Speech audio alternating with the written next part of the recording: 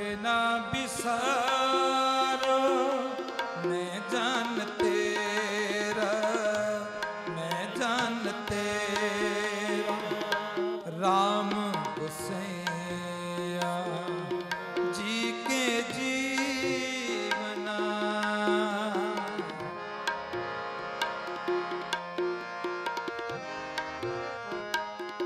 राम गोसैया जी के जीवना मोहे ना बिसारो मैं जान तेरा, मैं जान तेरा, मैं जान तेरा।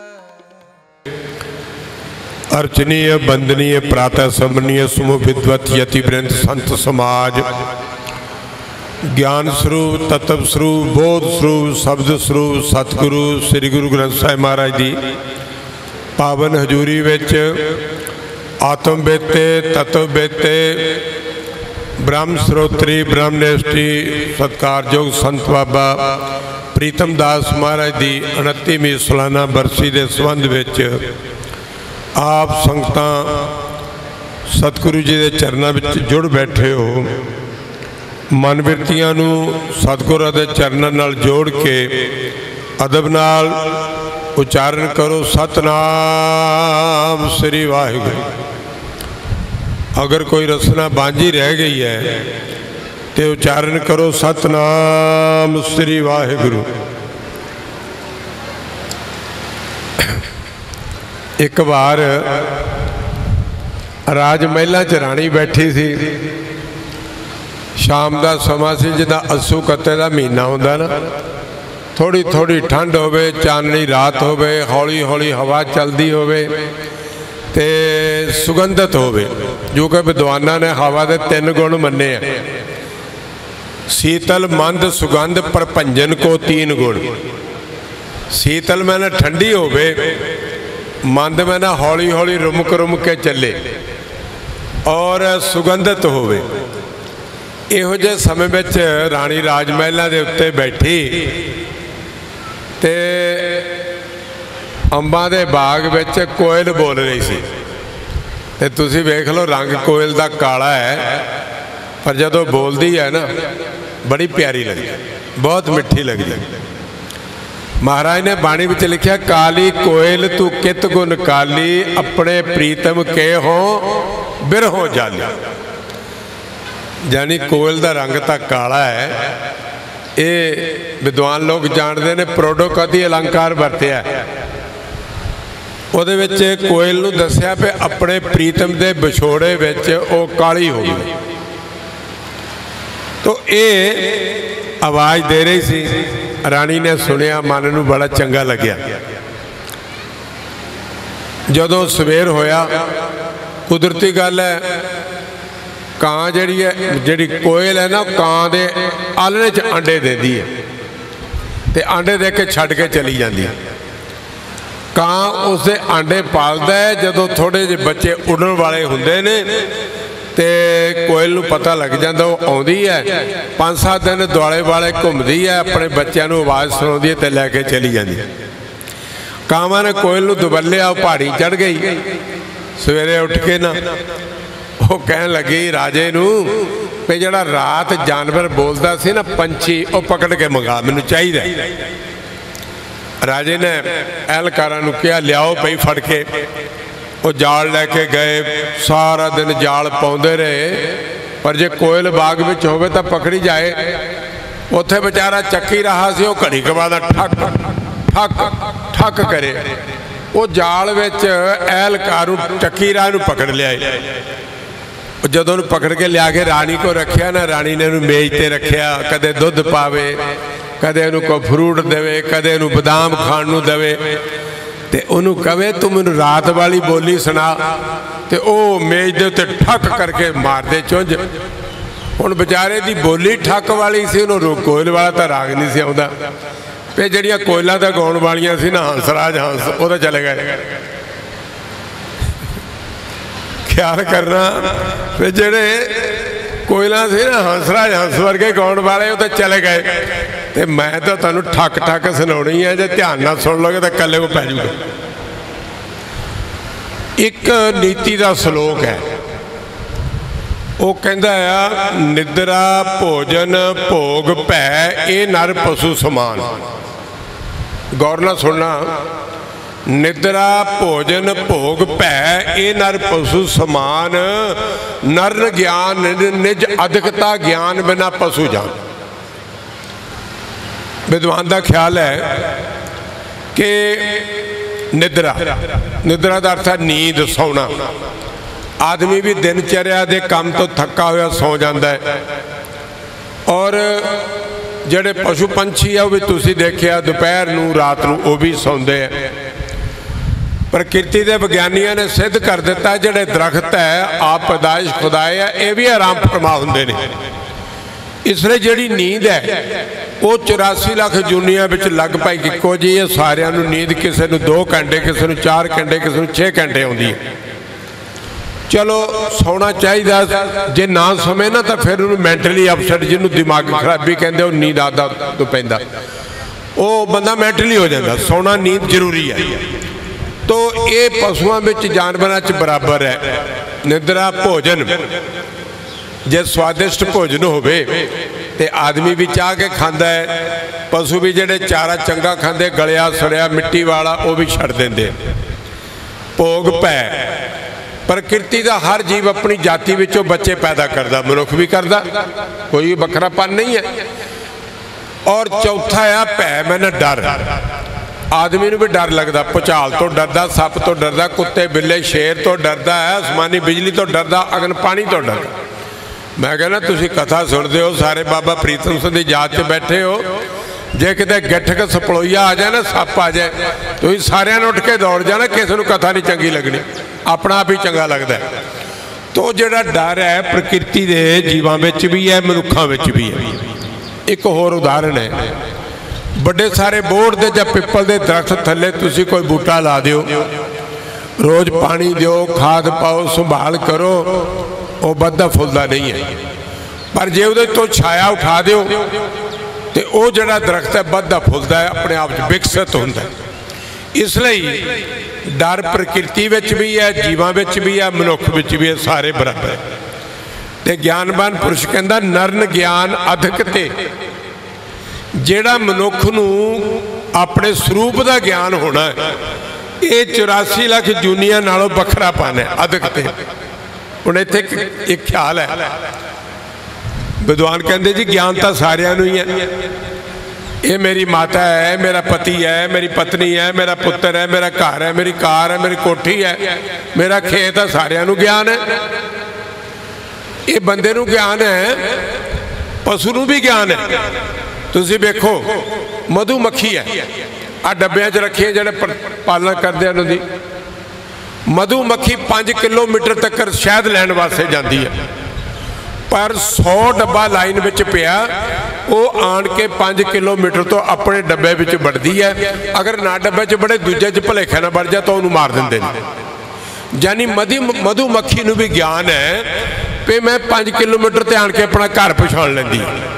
इस तरह अगर गऊआं दे बाड़े विच 10 गऊआं सूईआं होण, 10 दे बछड़े इक्को बार छड्ड दिओ, गऊ अपने बच्चे नूं दुध पिआउंदी है, दूसरे नूं दुध नहीं पिआउंदी। बच्चे नूं भी ज्ञान है, गऊ नूं भी ज्ञान है। जिहड़ा कुत्ता है वो मालक नूं पछाणदा है। मालक 5 साल बाद 10 साल बाद कदे विदेश विचों आए तो मालक कुत्ते नूं पछाण लैंदा, तो कुत्ता मालक नूं पछाण लैंदा। भी ये जिहड़ा ज्ञान है समान ज्ञान पशुओं च है, पंछियों च है, सारिਆਂ च जीवां च कोई फर्क नहीं। फिर सवाल पैदा होंदा भी मनुख नूं किहड़ा ज्ञान, उन्होंने विशेष ज्ञान कहते। जिस आदमी नूं अपने निज स्वरूप का ज्ञान नहीं होया, विद्वान कहते ज्ञान बिना पशु जान, वो आदमी ज्ञान तो विहीना आ, पशु है, उसकी बिरती जिहड़ी इंसान वाली नहीं हो सकती। हुण सवाल पैदा होंदा भी ज्ञान होवे किदां। अज बहुता सारा ज्ञान जां तां असीं सुन के ही लैने, कितों 1-2 गल्लां सुन लईआं उहनूं असीं अपने तौर पर व्यक्त करना शुरू कर देने, जां असीं किताबी किताब तो ज्ञान लैने। मैं समझदा सुनने का ज्ञान भी गया और किताब का ज्ञान भी अलोप हो रहा। ज्ञान कदा रह गया? व्हाट्सअप का ज्ञान कदा रह गया? इंटरनेट का ज्ञान कदा रह गया? वो की फेसबुक बेड़ा कर दिता सारा ज्ञान। और ये नहीं कि नौजवान लड़कियां लड़के व्यस्त होए पे ने। एज आदमी, रिटायर्ड टीचर, कई अफसर बड़ी बड़ी उम्र के जिन्हों के 70 75 80 साल के ने, सारे फेसबुक के दरिया में रुड़ गए। एक गल का साथ समझी ख्याल रखो, चाहे फेसबुक है, चाहे नेटवर्क है, तो चाहे आ व्हाट्सअप है, उहदे च कोई काम की गल नहीं, ज्ञान की कोई गल नहीं, बल्कि साडे जीवन नूं नष्ट कर रहे हैं। साडे चरित्र विच हीनता आ रही है। साडे ज्ञान दे जिहड़ा ज्ञान साडा लैण वाली बिरतियां नूं जंदरा लग रहा। आदमी अकल तो विहीन हो रहे हैं। तुसीं पुछो कि मैं तुहाडा बच्चा है, तुसीं बाहरों आए हो, तुहानूं ना सत श्री अकाल बुलाउंदा, ना तुहानूं मत्था टेकदा, ना तुहानूं जान लग्या कोई रिस्पैक्ट देंदा। स्कूल में टीचर बच्चा टीचर नूं बुला के राजी नहीं है, वो अपने व्यस्त है, अपने फोन में ही व्यस्त है। इत्थे तक कि जिहड़ा साडा श्रेष्ठाचार है, सभ्याचार है, साडे च आचरण है, वो भी सारा इन्हां चीज़ां ने गवा दिता। खैर चलो, ज्ञान तो बड़ी दूर की गल है। विद्वान लोगों ने ज्ञान के 8 साधन मन्ने ने। अगर विशेष ज्ञान लेना, अपने निज स्वरूप का ज्ञान लेना, अपने आप का मैं की हाँ, वो तुम कहोगे अभी तो मैं औरत है, मैं बंदा है, मैं संत है, मैं व्यापारी है, ये ज्ञान तो सारे है। पर मैं की हाँ, कित्थों आया, मेरा स्वरूप की है और मैं की मंजिल प्राप्त करनी है, ये जोड़ा विशेष ज्ञान है ना, ये तो बिना जोड़ा आदमी है वो पशु के समान है। मैं थोड़ा जहा डिक्टेट करके, तुसीं वेख्या होना क्लास में ना वखरे वखरे टीचर आउंदे आ। एक पंजाबी पढ़ा के जाता है, एक हिंदी पढ़ाता, दूसरा साइंस वाला केमिस्ट्री पढ़ा जाता, एक फिजिक्स पढ़ा जाता, एक अलजबरे वाला आता है। अलजबरा एक इहो जिहा सवाल है, या ट्रिग्नोजोमैट्री इहो जिहा एक पेपर है 10वीं 9वीं च सीगा, जिहदी आम साडे वर्गियां नूं कोई समझ नहीं लगती। साध संगत जी, कुदरती गल है, जिहड़ी गल आदमी नूं समझ आ जाए उत्ते उहदी मास्टरी हो जाती है, तो जिहड़ी गल इहदी समझ तो बाहर है उहदे च फेल हो जाता। मैं खुद पढ़ता रहा, अलजबरे चो मेरा 0 नंबर ही आता है, मैनूं नहीं पता लगता अलजबरा की बीमारी है। वो जिसले कहते ना A जमा B square, A square B square plus 2AB, इत्थे जाके रट्टा पैंदा भी A की बन गया, A दी 2 B दी 2 जमा पा के होर कुछ बन गया। तो इस तरह ये जिहड़ा एक मैं दसन लग्या ना, ये अलजबरे का वही फार्मूला है, A plus 2 A plus B और 2AB, ये वही फार्मूला, ध्यान रखना। ज्ञान के 8 साधन विद्वान लोगों ने गिने ने। यानी जे मैं कोठे ते चढ़न लगा, पौड़ी की लोड़ है, चाहे लकड़ की होवे, चाहे इट्टां दी होवे, लोहे की होवे। भाई कोई अमीर आदमी चाहे चांदी सोने की बना ले, पर पौड़ी ना कोठे ते चढ़िया जाना। ये जड़ा अंतर आत्मे का ज्ञान प्राप्त करना है, इहदे वास्ते भी विद्वानां ने कुछ साधन रखे ने, जिन्हां साधनों नूं आदमी अपनाए तो फिर ज्ञान के रस्ते ते चल सकता। सब तो पहला साधन है विवेक। ये थोड़े शास्त्री शब्द है, पर मैं इन्हां दा एनालिसिस कर दांगा, इनू सिंपलीफाई कर दांगा। विवेक का मतलब है सोच चंगी। ये सोचना कि ये जो मैं संसार देखदा है सच्चा है या झूठा है, ये देखना कि मेरा शरीर रहन वाला है कि नहीं रहन वाला, संसार केड़ी वस्तु स्टेबल है, केड़ी चीज़ रहन वाली है, और सत की है असत की है, इनू विवेक कहते। जिस आदमी के अंदर विवेक पैदा नहीं होता, उन्होंने दूजा साधन बराग भी नहीं होता। विवेक पहला, बराग दूजा। जिवें कोई मकान बनाने पहला असीं पक्की नींह पटते जाने, पक्की मिट्टी ते जाके उन्हें छड्डदे हैं, फिर उहदे च बजरी रोड़ा रेता जिस तरह भी पा के कुटदे हैं। इस तरह ज्ञान नूं परपक्क करने लई सब तो पहला विवेक की लोड़ है। जिहड़ा आदमी विवेक च परपक्क होएगा, फिर वो गुरुद्वारे जाएगा, मंदिर जाएगा, मसीत जाएगा, दीवान च जाएगा, संतां दी संगत करेगा, ज्ञानवान पुरुष की भाल करेगा कि किहड़ा मैनूं ज्ञान देवे। दूसरा साधन है बराग। बराग जिहड़ा ना, बराग तो बिना ज्ञान नहीं हो सकता। सानू तो संसार के धंधे नहीं छड्डदे। विराग किवें होवे? विराग ये है कि इस संसार के सुख ते स्वर्ग के सुख उन्होंने बिष्टा जान के, गंदगी जान के छड्ड देना बहुत वड्डी गल है, नहीं हो सकता। तुसी भरथरी का किस्सा सुनिया कि भरथरी राजे ने अपनी औरत के चरित्र तो उन्होंने विराग होया और अपने राज विच सारा कुछ, राणियां, राजकुमार, सोने चांदी के राज महल सिंघासन सारे छड्ड के केवल अपने महलों तो 5 किलोमीटर ते जाके जंगल विच बैठ के वो जोगी बन गया। और उन्हें आप लिखा, इत रीत समूह की प्रीत तजी, निरप होए जोगीश्वर ईश्वर चीना।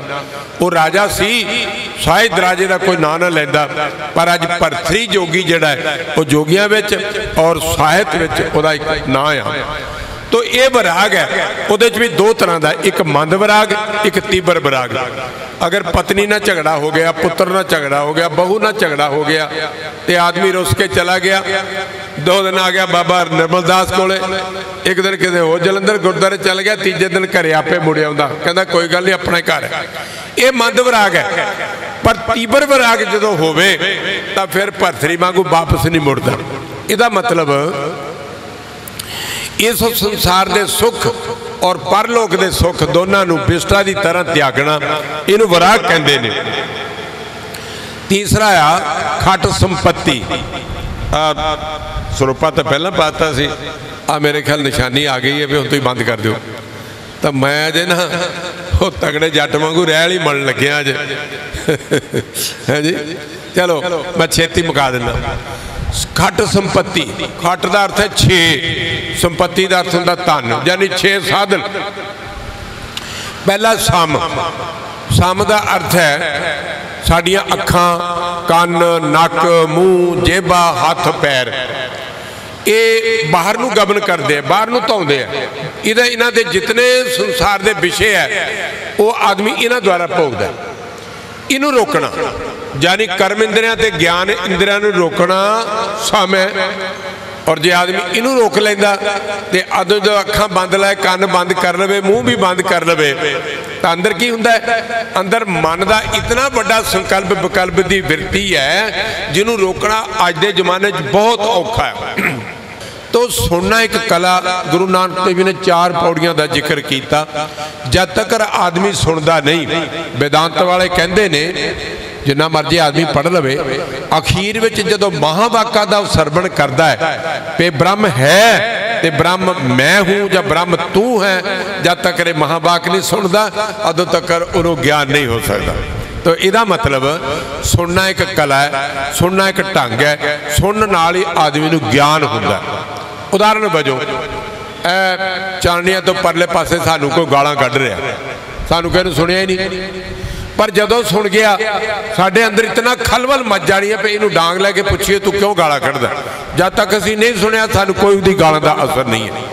ये सुनना जिहड़ा है ना, इहदी बिरती जदों आदमी दे अंदर जाती है फिर क्रोध, लोभ, लालच, मोह, ममता पैदा होंदी। इस वास्ते सुनने नाल ज्ञान भी हुंदा है। अगला है मनन। देखो तुसी तो सुन के जाओगे ना, जिहड़ी गल तुहाडे अंदर बस गई है, तुसी सुन लई है, उन्होंने बार बार रैपीटिशन करोगे, बार बार दोहराओगे, बार बार उन्होंने चिंतन करोगे, तो फिर वो गल तुहाडी पक्की अंदर बस जाएगी। कई बार तुसी देखा साडे पिता जी या माता जी बाहर जान 2 दिन लई, तो एक काम नूं बार बार कहते बेटा काम जरूर करी, आ बेटा काम जरूर करी। इस तरह उन्होंने जिहड़ा जरूरी काम है उहदे लई प्रेरित किया जाता। साध संगत विच तुहानूं सारे जिन्ने आउंदे कथाकार यही कहंदे भाई नाम जपो, नाम जपो, परमात्मा नाल जुड़ो। मिल मेरे प्रीतमा बार बार संतोख नूं दोहरा रहे थे, हो तुद मेरे खरी नमाणी, पर जदों असीं इस नूं भुला दिता ना, उहदी कोई वैल्यू कोई कीमत नहीं रह जाएगी। इनू कहंदे मनन, ते गुरबाणी कहंदी है सुनिया मनिया मन कीता भाओ अंतरगत तीर्थ मल लाओ। अगला अखीरला निध्यासन, श्रवण मनन निध्यासन। निध्यासन का अर्थ है बिल्कुल टिकाओ च आ जाना। बिरती का टिक जाना, बिरती स्टेबल हो जानी, जिहड़ी भटकना होवे खत्म हो जानी, चाहे वह दुख में होवे सुख में होवे। गुरु तेग बहादुर साहब ते गुरु अर्जन देव जी ने उस निध्यासन वाले पुरुष का जिक्र बड़े सुंदर शब्दों च कीता। वो कहते तैसा मान तैसा अभिमान, तैसा रंग तैसा राजान, तैसा स्वर्ण तैसी उस माटी, तैसा अमृत तैसी बिख खाटी। ये उस पुरुष की हालत है जिहड़ा बिल्कुल निध्यासन में परिपक्व हो गया, सारे ज्ञान उहदे कोल आ गया और परिपक्व। अखीरला एक है तत्पद त्वयं पद का लक्ष्य अर्थ है, वो 8वां ज्ञान का साधन है, जिन्हों वो प्राप्त हो जाए वो इस मंजिल नूं तय करदा नूं प्राप्त कर लैंदा। प्राप्त करन तो बाद वही पुरुष जिहड़ा वो जीवन मुक्त है, उन्होंने संसार विच आउणा जाना उहदा नहीं बनता। संत बाबा प्रीतम दास जी महाराज ने इन्हां सारे साधनां नूं इन्हां च परिपक्व होकर के इन्हां साधनां नूं अपनाया और वो संसार विच जीवन मुक्त होकर गए ने। सतगुरु कहंदे आप मुक्त करे संसार, तिस जन को सदा नमस्कार। ऐसे पुरुष नूं नमस्कार करने वास्ते असी तुसी सारे एकत्रित होए हैं। गुरु कृपा करे साडा इस सभा विच इस संत समागम विच आउणा सफल हो जाए। कोई एक शब्द जिहड़ा है वो अपने हृदय च बस जाए तो साडा कल्याण हो जाए। कई बार ऐसा हुंदा बोलदे जबान ते कोई अखर माड़ा आउंदा है तां किसे नूं कष्ट भी हुंदा। एक बारी महात्मा बुद्ध बैठे सी तो महात्मा बुद्ध भिक्षु कहन लगे भी बुद्ध जी असी नगर में भिक्षा लैन नहीं जाना। कहते क्यों? कहते लोग जोड़े ना जोड़े भिक्षा देंदे आ बहुत बुरे शब्द कहते। कई बार साधुओं नूं अजकल तो वैसे तुसीं आम स्टेजां ते देख लो, होर कोई गल लभे ना लभे साधु की गल जरूर लभ जाती। शब्द जोड़ा शब्द की कथा करते उस कथा में ना साध का ना है ना संत का ना है, पर पता नहीं वो कथाकार कितों लिया के साध संत नूं उड़ा के उत्ते किंतु परंतु करना शुरू कर दिया। एक रिवाज ही बन गया, एक तरीका ही बन गया। मैं समझदा गुरु ग्रंथ साहब की हजूरी विच महाराज कह रहे ने निंदा भली किसे की नाही, निंदा भली किसे की नाही, तो फिर साधी क्यों करते हो? साधी चंगी है। महाराज कहते करदा कौन है? मनमुख मुग्ध करन। जिहड़ा मनमुख है मुग्ध मैना मूर्ख है वो निंदा करदा, पर यह रिवाज बन गया। खैर वो कह लगे भी असी नहीं जाना, लोग बुरे शब्द कहते जो सानू भिख्या देंदे। महात्मा बुद्ध मुस्कुराए, कह लगे भाई गुरमुखो एवं दसो जदों तक वो भिक्षा तुहाडी झोली च नहीं पाउंदे, आटा या कपड़ा या अन्न दाना कुछ भी नहीं पाउंदे, किहदा? कहंदे जी लोकां दा। कहंदे फिर ऐ करया करो जेड़े वो शब्द तुहानू माड़े देंदे ना वो अपनी झोली च ना पाया करो, उन्हां कोल रहण दे। फिर जो कोई मेरे को माड़ा शब्द किया गया ना वो मेरी झोली में रहन दिओ, चंगा शब्द है तुसीं ग्रहण कर लेना। बहुत बहुत धन्यवादी होवांगा, बहुत बहुत धन्यवाद। मेरे परम मित्र संत बाबा निर्मल दास जी, थोड़े दिन होए मेरा ऑपरेशन होया सी, मैं महाराज ने कहा भी मैं आ तो सकता नहीं, भी तकलीफ होंदी है। कह लगे फिर चुक के ले आवांगे। मैं कहा नहीं मैं वैसे हाजिर हो जाऊँगा। मेरे मित्र ने और संत बाबा प्रीतम दास वर्गे महापुरुषों के स्थान पर आना, और असी भी कामना करते हैं कि महाराज जिथे तुसीं अपने जीवन सफला करके गए हो उत्थे साडे ते भी कृपा करो, असी भी जिस मंजिल ते जा रहे हैं असीं उस रस्ते नूं तय कर सकीए। अंत विच बुलाओ फतेह। वाहिगुरू जी का खालसा वाहिगुरू जी की फतेह।